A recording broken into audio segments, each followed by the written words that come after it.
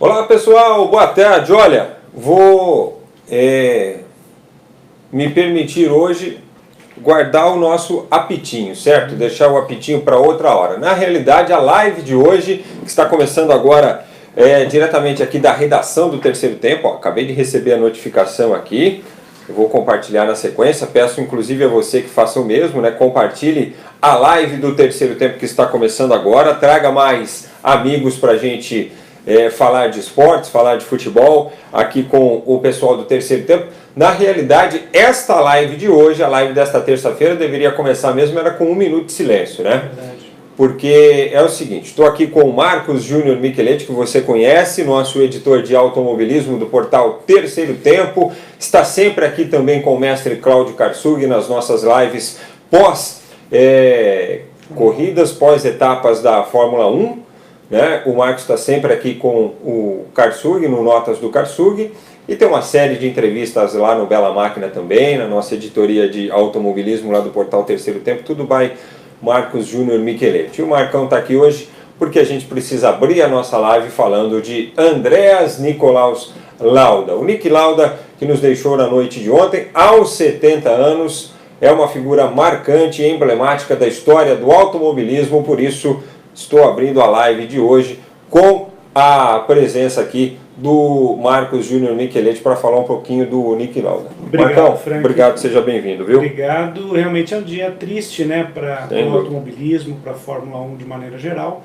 É claro que, aliás, eu até convido vocês, amigos do portal Terceiro Tempo, a darem uma olhadinha na página do Nick Lauda, né, bastante completa na sessão que levou.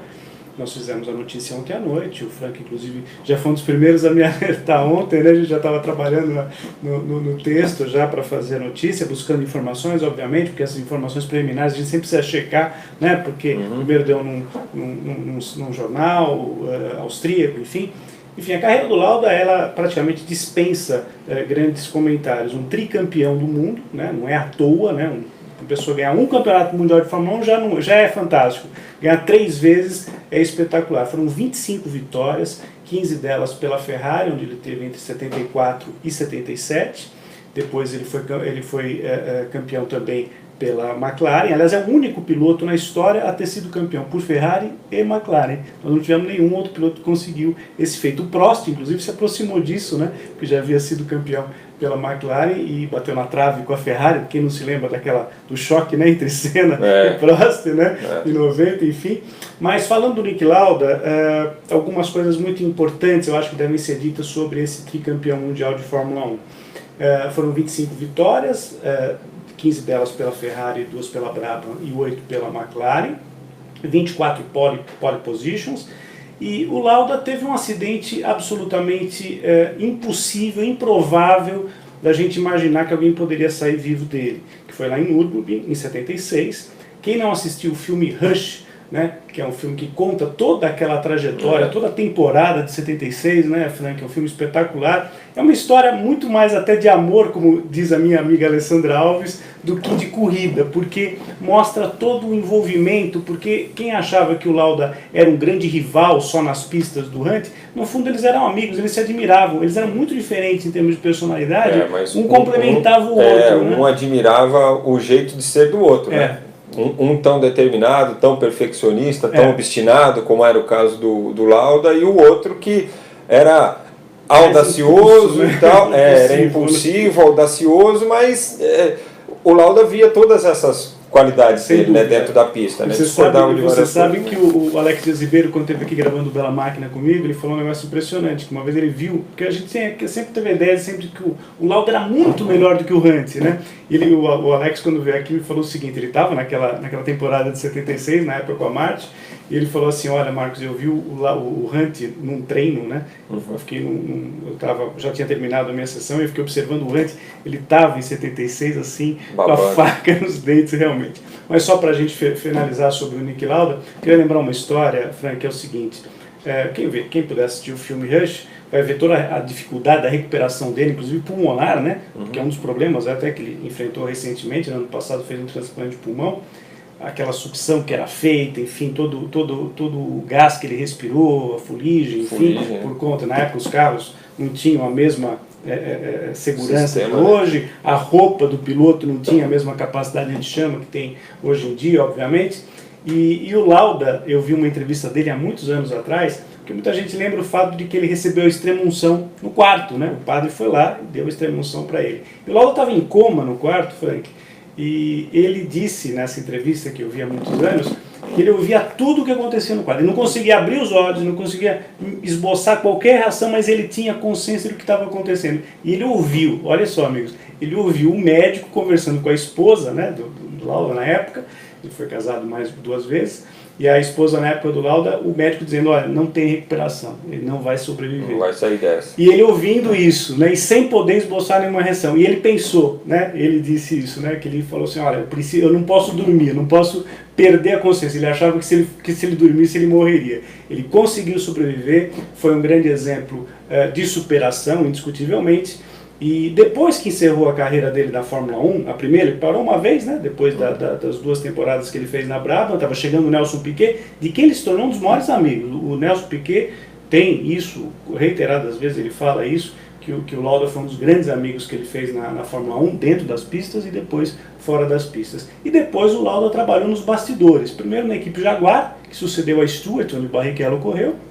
Depois o Luciano Burti também foi piloto lá na Jaguar, e mais recentemente na Mercedes. Aliás, muita gente aponta o grande sucesso do Hamilton, né, a grande ascensão do Hamilton, até pessoalmente falando, ao Niki Lauda, que o Lauda ajudou muito na questão até mental do Lewis Hamilton, porque em alguns momentos o Hamilton, ninguém discute o talento dele, mas em alguns momentos deu uma perdidinha, né? E o Lauda talvez tenha sido também um dos grandes responsáveis por isso. Então, fica a dica para vocês, agradeço a oportunidade do espaço, o Frank, para falar um pouquinho do Niki Lauda, faço o convite para vocês darem uma olhadinha na página do Niki Lauda, na seção que levou, tem muitas fotos inclusive com vários brasileiros, o Barrichello junto com o Lauda, o Piquet, o Emerson Fittipaldi, todo mundo era fã do Lauda como piloto e como ser humano também.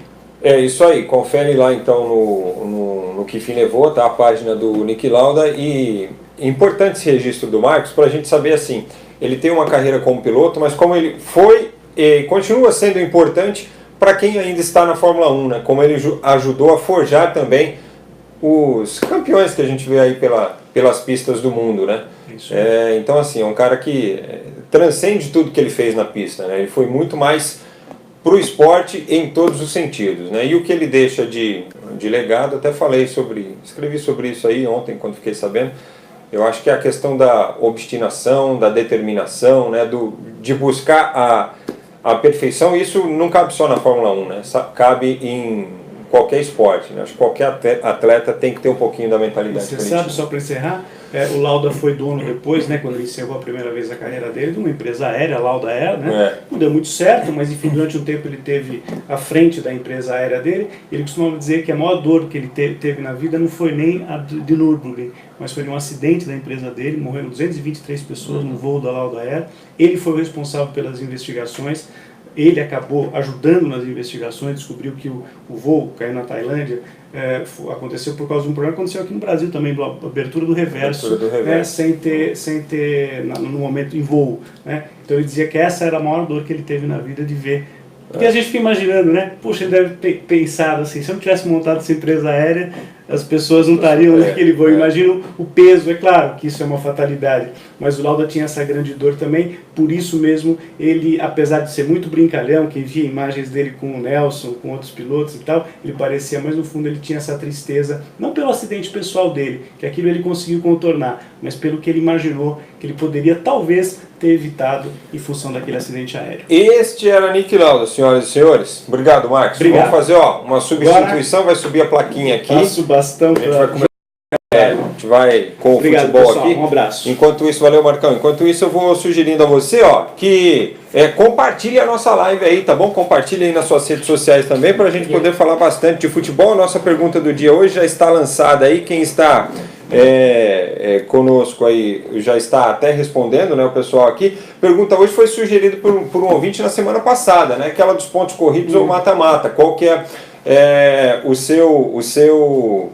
tipo de competição predileto? E por quê, né? O pessoal já está respondendo aqui. Inclusive o Jorjão Nascimento, lá do Rio de Janeiro, disse que chegou cedo hoje, viu, João? Tudo bem, João? Se você quiser falar do Lauda, pode falar. Grande abraço, também. Frank. Olha, um abraço a todos. Não tem muita coisa que falar, porque o Marcos acompanha tudo de Fórmula 1, do esporte a motor, né? Vem aqui sempre com o nosso Cláudio Karsug, querido Cláudio Karsug, mas realmente é isso, porque foi um piloto muito importante também na minha infância e começo da adolescência. Por quê? Porque naquela época existia realmente uma disputa muito grande da Fórmula 1. Hoje em dia a gente vê que isso aí diminuiu um pouco, o carro é mais importante. Claro que naquela época também tinha os carros melhores em cada temporada, claro. Mas o piloto não tinha tanta tecnologia, né? Então os pilotos... Parecia mais nossa, e eu cresci vendo, porque eu sempre falo aqui que eu comecei a acompanhar futebol de perto mesmo, 71, 72. E nessa mesma época, com o advento da revista Placar e tudo mais, eu acompanhava direto outros esportes, inclusive boxe, Muhammad Ali, que na época ainda era o Cassius Clay, e a Fórmula 1. E a Fórmula 1 a gente via cada piloto, Emerson Fittipaldi, Jack Stewart, Ronnie Peterson, François Severt, esses últimos dois faleceram em acidentes também, aí a geração de James Hunt, Niki Lauda, então eram campeonatos maravilhosos, né? Então realmente é uma falta, um vazio muito grande que deixa o Niki Lauda, como você mesmo disse, uma personalidade de sempre buscar o melhor e nunca ser vencido, porque ele teve um acidente em 76, ele praticamente quase morreu no acidente, conseguiu voltar na mesma temporada ainda e só não disputou a última prova porque chovia muito. Ele entendeu que a prova lá no Japão deveria ter sido cancelada e como não cancelaram, ele que já tinha passado por tudo aquilo, ele não correu e por isso o título acabou ficando com o Jamie Hunt, que teve todo o campeonato para abrir mais e não conseguiu, tanto porque o Lauda tinha começado de forma fantástica, né? E aí ele abandonou a carreira e depois de abandonar a carreira ele volta e ganha mais um título mundial. Quer dizer, isso é que é impressionante, né? Porque normalmente, quando você fala abandonou a carreira, já tá, sabe, no final, já não tem muito o que dar e tudo. Aí o cara vai, abandona a carreira, fica um tempo fora, volta e é campeão do mundo de novo. Só podia ser um fenômeno. Thiago Dantas, grande abraço. Jorge Nascimento também. O Robson Nelson Franco manda um Vai Corinthians aqui. O Nelson Donizete Ramos, boa tarde, estamos ligados aqui em Guaranésia. Abraço. Marcos Melo, boa tarde. Milton Mendes foi anunciado como novo treinador de Santa Cruz. Sim, substituiu o Leston Júnior.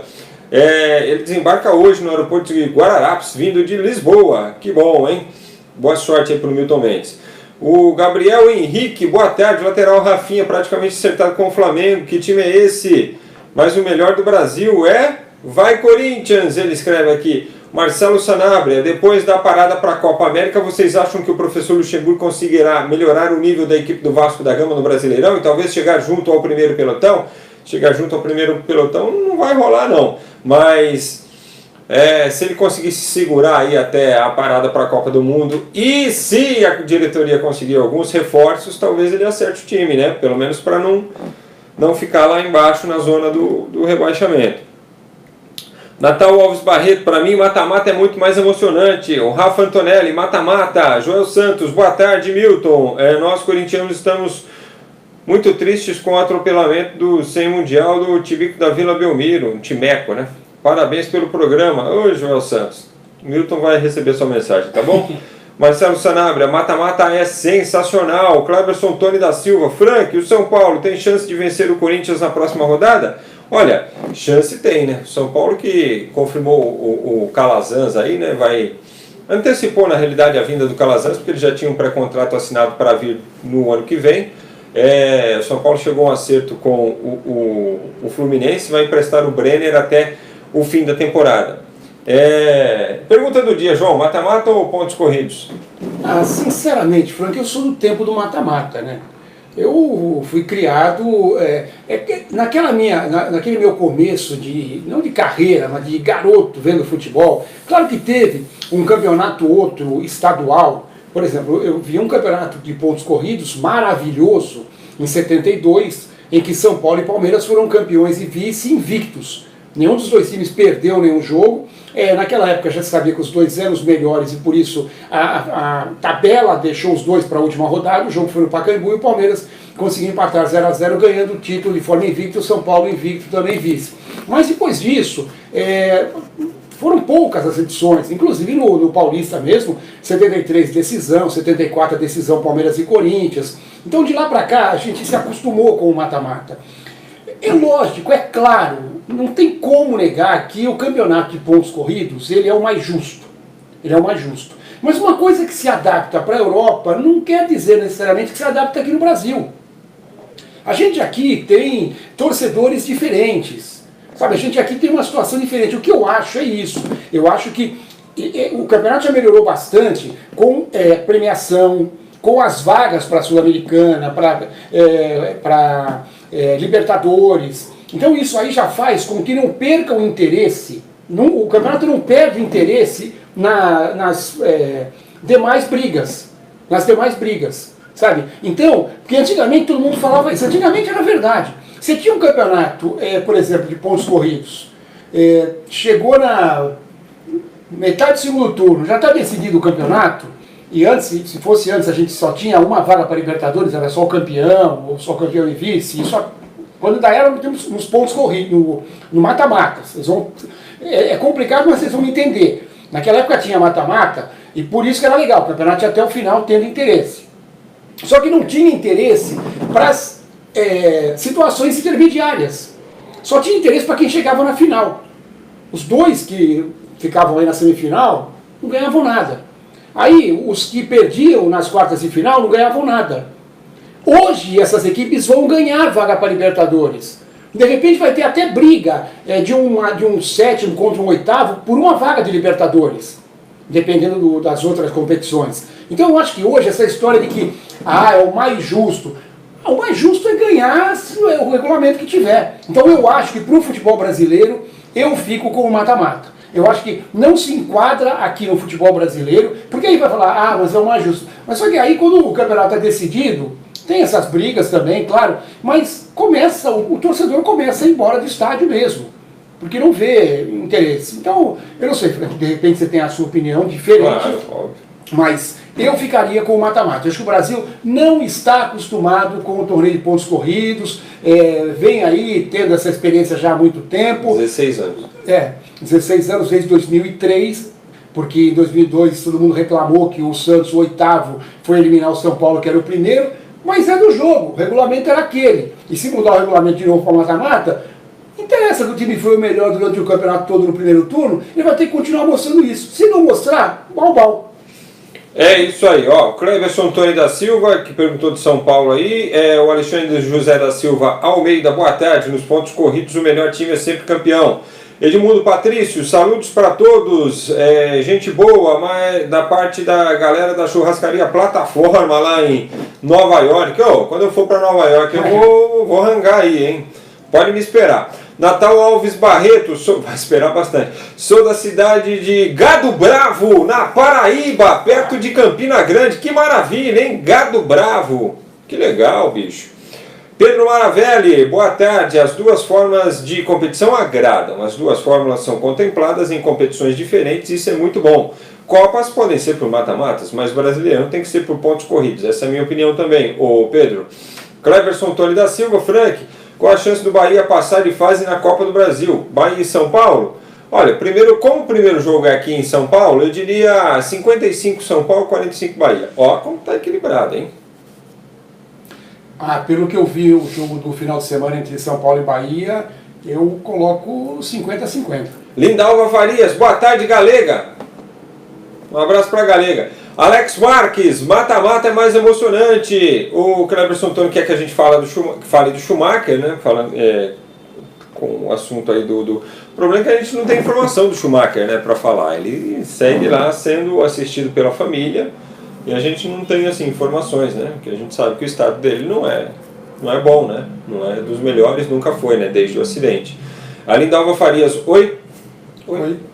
Adilson de Assis Faria, boa tarde. Laerte Barbino Júnior, boa tarde. Terceiro tempo, desejo a vocês um ótimo programa. Valeu, irmão. Cleverson Antônio da Silva, antigamente era mata-mata, queriam pontos corridos. Agora quem mata-mata de volta não sabe o que quer. Não, é só uma discussão. Qual o campeonato predileto? Não tem nada a ver com não sabe o que quer. Então. Cada um tem a sua opinião. Aqui ninguém está pedindo para voltar mata-mata ou para mudar o torneio de pontos corridos. É só questão de opinião, viu, queridão? Jeremias Santos, boa tarde. Você saiu da TV mais porque você batia de frente com o corintianismo do programa? Quem? Aonde? O Marcos, não entendi nada. Marcos Melo, pontos corridos é mais justo, mas o mata-mata é mais emocionante, dá mais audiência e emoção ao campeonato.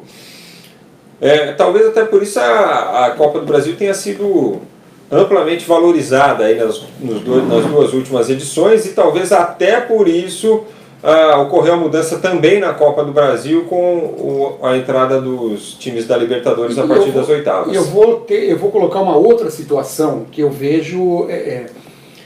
não adianta, o que a gente discute também, que fica muito modorrento o campeonato, é que um campeonato com 20 equipes, aí não vão dizer que, mas na Europa também são 20 equipes, lá também tem um monte de time ruim. É verdade, tem um monte de time ruim.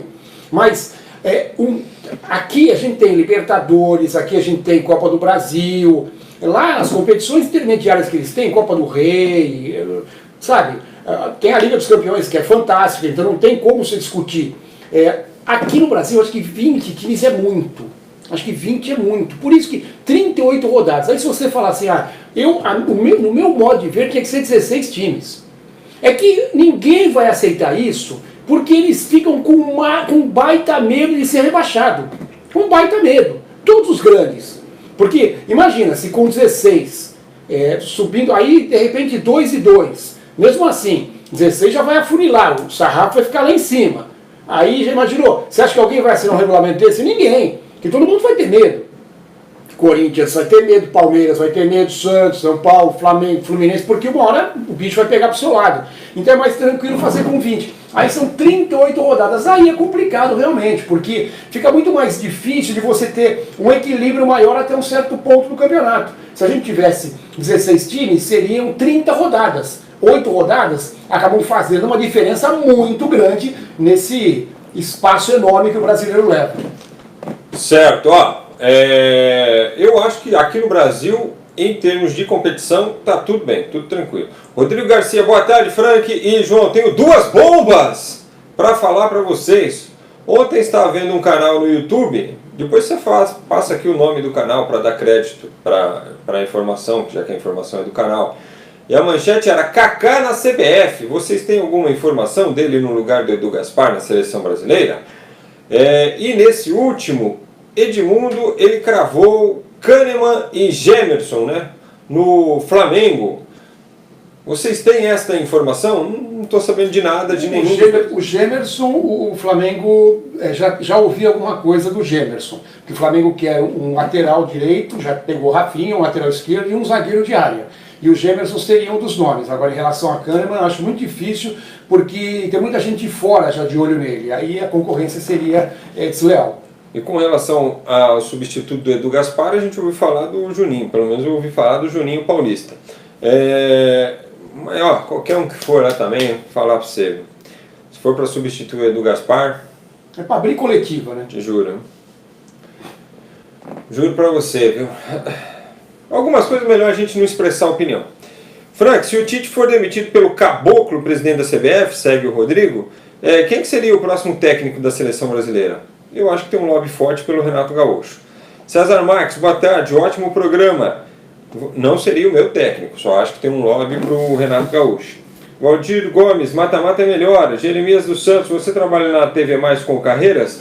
Não, querido, trabalhei um tempo lá com o Carreiras, mas agora, em função de horários aí, estou fazendo outra coisa. Agora ele está com Domingos.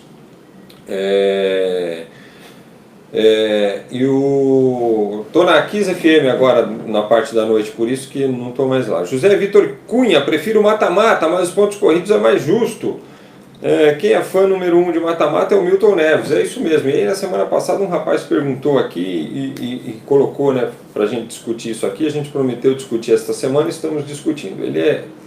Se aparecer o nome dele aqui eu vou lembrar.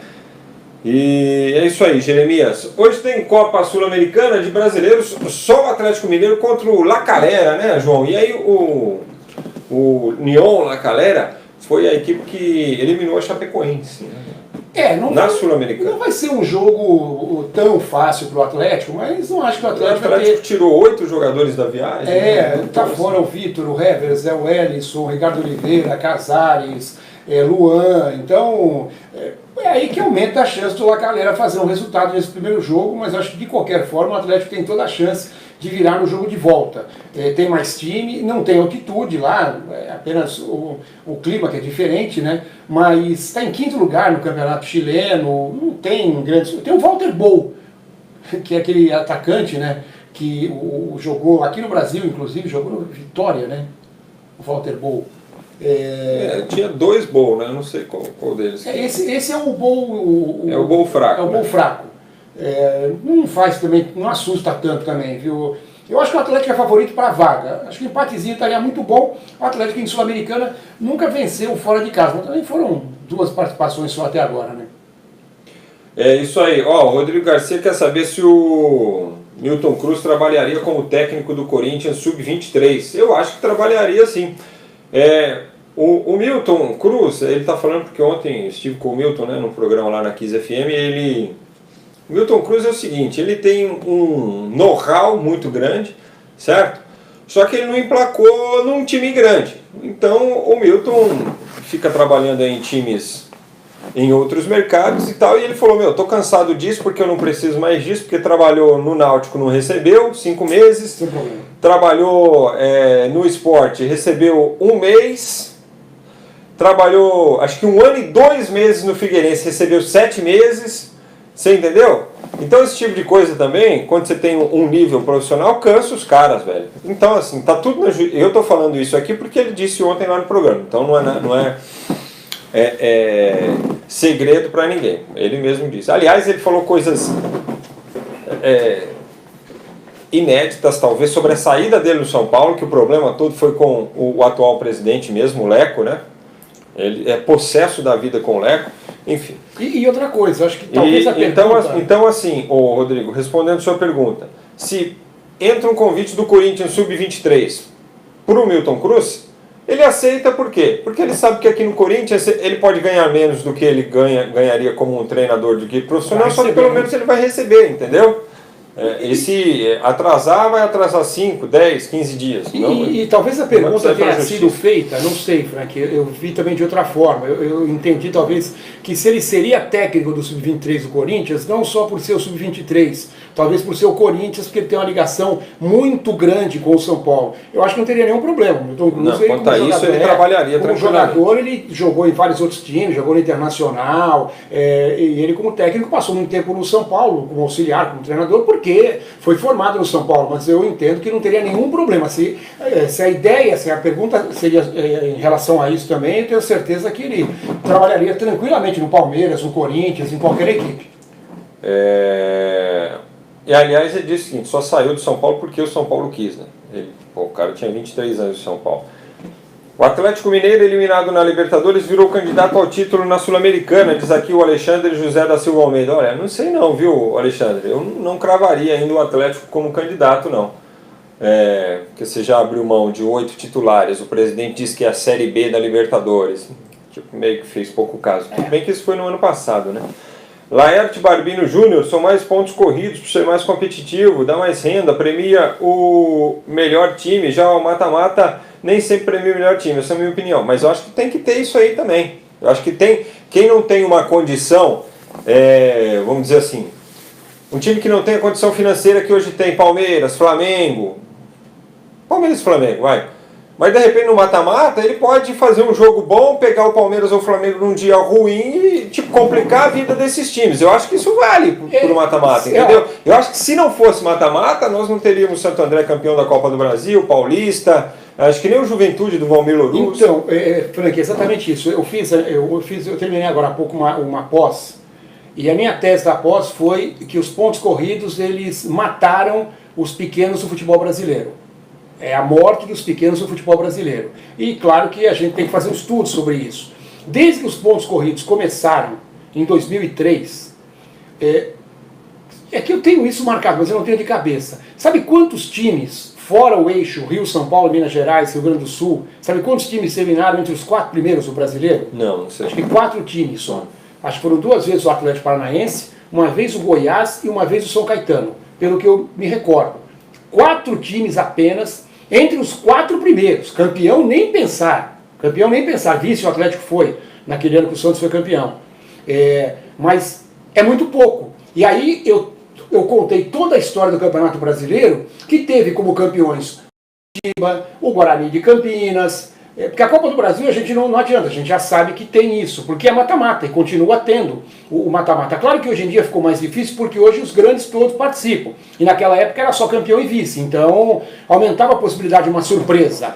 Hoje em dia diminuiu um pouco, mas ainda tem essa chance do mata-mata. No brasileiro acabou, c'est fini. Não pense mais que um time pequeno vai chegar lá em cima porque não deixa. Mas eu acho que tem, mas eu não acho que é questão de não deixar. Eu acho que a questão é essa mesmo. Eu acho que o campeonato tem que ser de ponto corrido, tem que privilegiar quem é melhor, pô.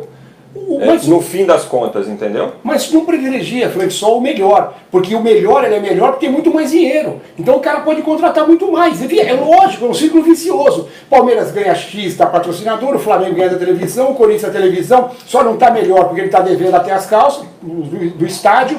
Senão também estaria aí milionário.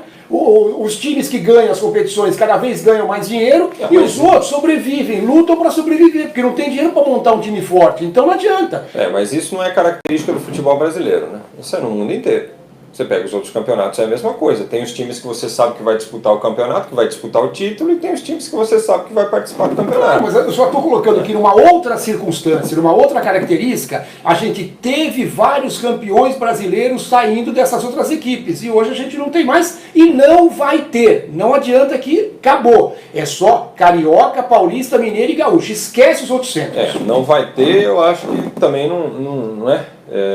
Mas enfim, estamos só defendendo os nossos pontos de vista, né? Gabriel Chiota, manda um salve para minha cidade. Você tá de brincadeira, né, o Gabriel? Ih, cartão amarelo. Eu acho até que escreveu errado aqui o nome aqui. Eu vou deixar de sobreaviso, certo? Mas se você quiser, você escreve de novo, tenta escrever certo. E, bom, Marcelo Cruz, ei amigos, boa tarde, tô meio sumido, hein? Falem do Neymar, do desatualizado. Ele vai pro Real Madrid? Marcelo, você tá sumido, né, bicho? Não aparece.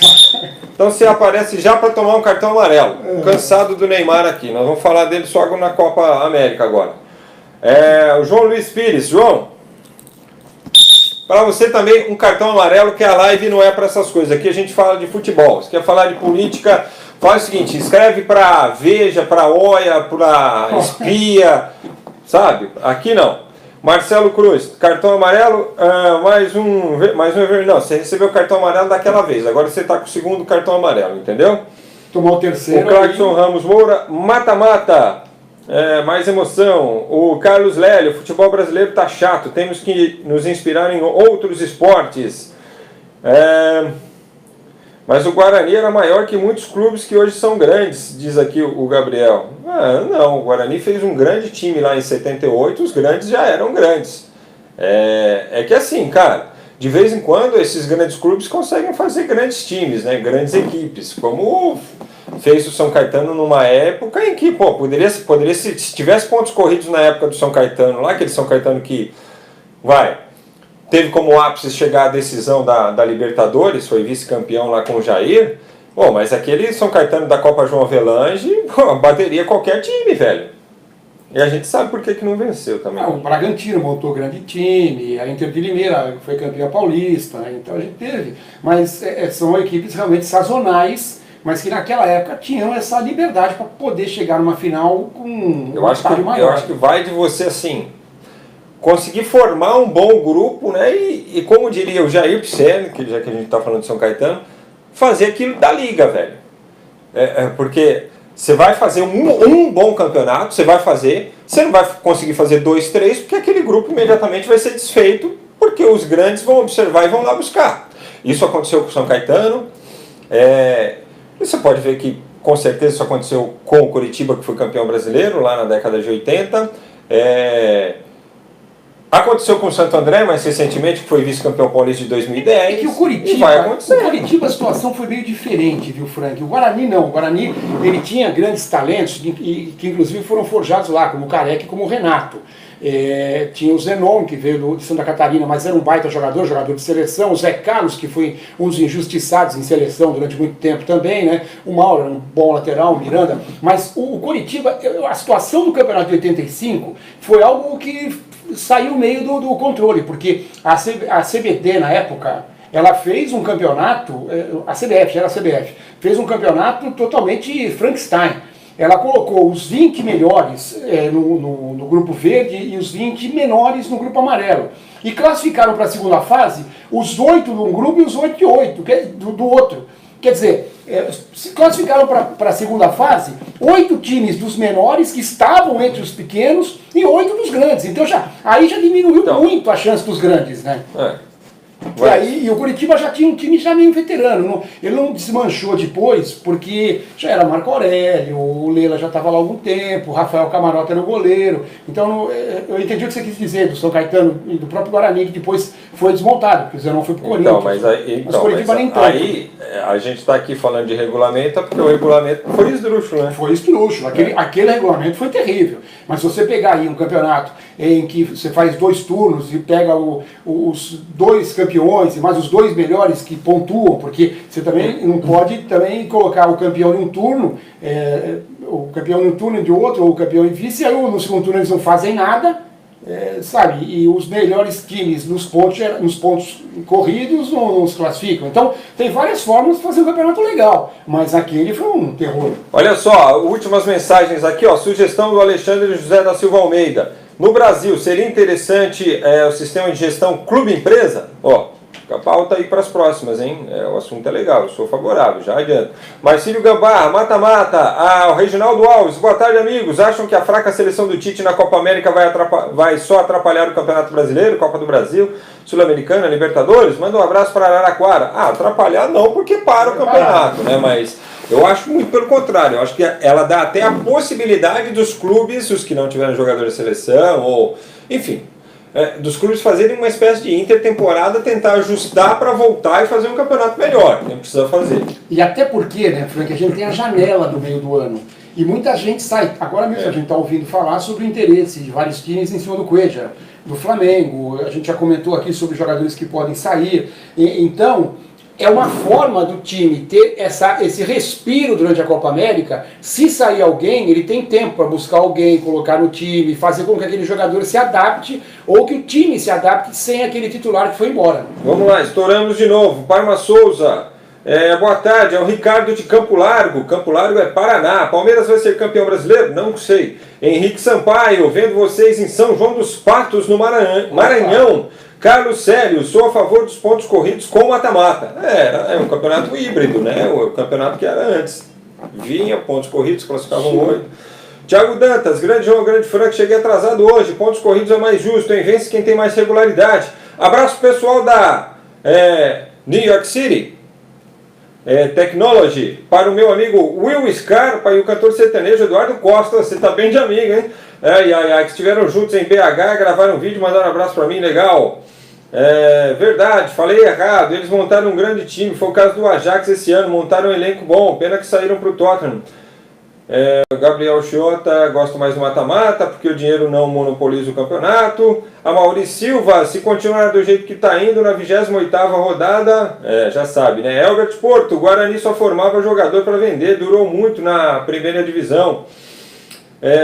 O Thiago Dantas disse que chegou atrasado, mas compartilhou a live. Valeu, amigo. Carlos Lélio tem uma sugestão: subir 2 e cair 2. Ponto corrido com mata-mata entre os 10 primeiros. Vixe, caramba, você quer fazer confusão, hein? Isso aí. O João tem destaque olímpico? Olha, a gente vai ter hoje a abertura da Liga das Nações, né, de voleibol, lá no ginásio Nilson Nelson, lá em Brasília, né? O primeiro quadrangular é aqui no Brasil, o Brasil enfrentando a China, já uma seleção muito forte na estreia, né? E a gente vai ver aí, né, o que o Zé Roberto vai poder fazer com esse time tão desfalcado. Foram 8 jogadoras que saíram recentemente, pediram dispensa por vários motivos, né? Thaís, a Denise, Drusila, a Camila Bright, Dani Lins. Então o Brasil ficou bem desfigurado. Vai ser um time jovem, mas eu tenho confiança na capacidade do Zé Roberto para poder fazer aí realmente um grande trabalho nessa Liga das Nações. E no basquetebol hoje começa a decisão da Liga Ouro. A Liga Ouro é a segunda divisão da NBB. E hoje o São Paulo Futebol Clube joga contra a Unifacisa, da Paraíba. Pela primeira vez uma equipe de basquete da Paraíba chegando tão longe. São 2 jogos no Morumbi, hoje quinta, depois 2 na Paraíba, se houver necessidade de um quinto também no Morumbi. O time do São Paulo, que é dirigido pelo meu grande amigo Cláudio Mortari, que está como técnico, o Bruno, filho dele, é um dos auxiliares, e o Enio Vec, também um grande nome, é outro auxiliar da equipe de basquete de São Paulo. Então, grande, para você... É final? É decisão? Decisão. Quem ganhar, vencer sobe para a NBB no ano que vem. Bacana. Então, bem legal, São Paulo, boa sorte para o Mortari aí, para todo o time de São Paulo, né? E para finalizar também, aliás, é um grande programa para você que está lá na Zona Sul, próximo aí do Morumbi, da região, 8 horas da noite lá no Morumbi. E no surf, a gente tem 2 brasileiros nas quartas de final, lá em Bali, na Indonésia. O Medina já caiu, o Ítalo caiu, mas tem o Filipinho, o Felipe Toledo, contra o Kelly Slater, a lenda Kelly Slater, e o Michel Rodrigues contra o Ad Carmichael. E os dois estão aí brigando por chegar numa semifinal dessa etapa. E no feminino, a Tatiana Weston Webb caiu fora, mas a Silvana Lima, depois de um grande tempo afastada por contusão, voltou e já conseguiu se classificar também para as quartas de final. Ela vai ter um combate aí na bateria com a Sally Fitzgibbons, australiana. Então boa sorte para a Silvana, para o Filipinho e também para o Michel. Valeu, pessoal. Quem gostou da live, deixa um like aí pra gente, uma curtidinha básica, certo? Acesse o nosso canal lá no YouTube, faça a sua inscrição. É o Terceiro Tempo TV, o nosso canal no YouTube. Siga também o Terceiro Tempo nas redes sociais. A nossa live volta nesta quarta-feira, porque tem bola rolando para a Copa do Brasil, tá bom? Até lá, pessoal. Valeu, Frank, tchau. 47 minutos.